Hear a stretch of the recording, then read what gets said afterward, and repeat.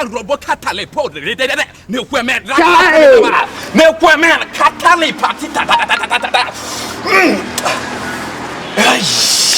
But let me shock you. You can wait all. Amen. And I even know what. Amen. You can wait all. Amen. They were Ricky Ruba, my mother second or Bronchi. Manakangwagi, Mana John Money, Pokunimia. Amen. Onya Kulene, or Dow Ramapiola. Mana John Money, Poku, he had an email, he didn't know what. Amen. Also, West, right from John the Baptist, the kingdom of God suffered violence. Yes. And only the violent will take it by force. By force. But Naronwanike, Amen. Naronwanike, Amen. Zokuni Jiresbo result. Man, from can make a manager. Yes. Power, receive it. Amen.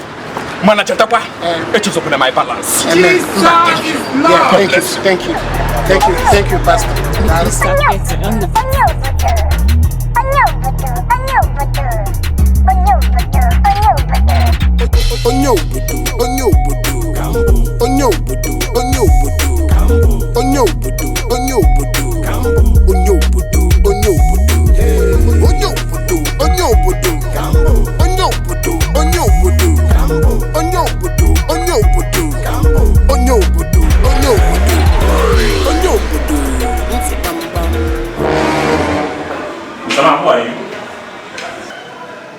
Who are you?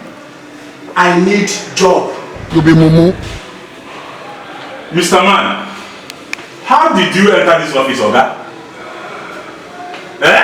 I'm a graduate. Third class upper. Child!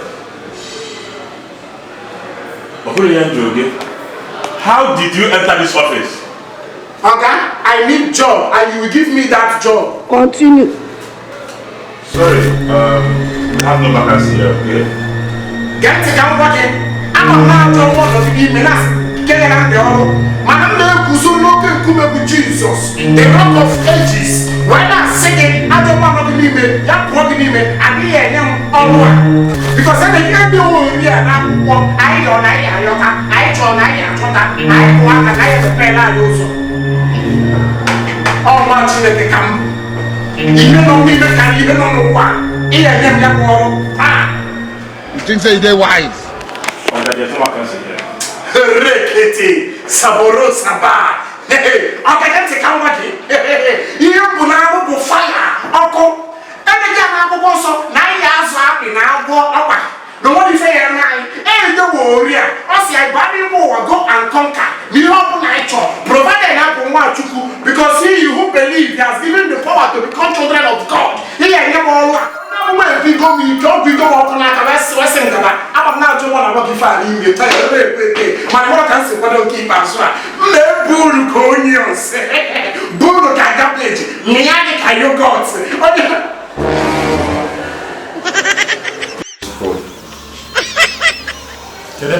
why are you not wearing the uniform? Sorry sir, I was walking out upstairs.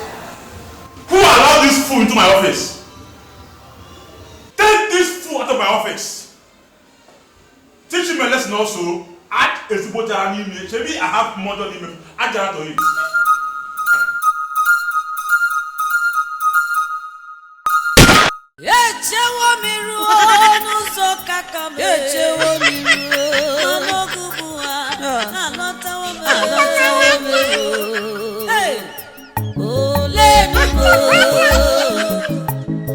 Lemo,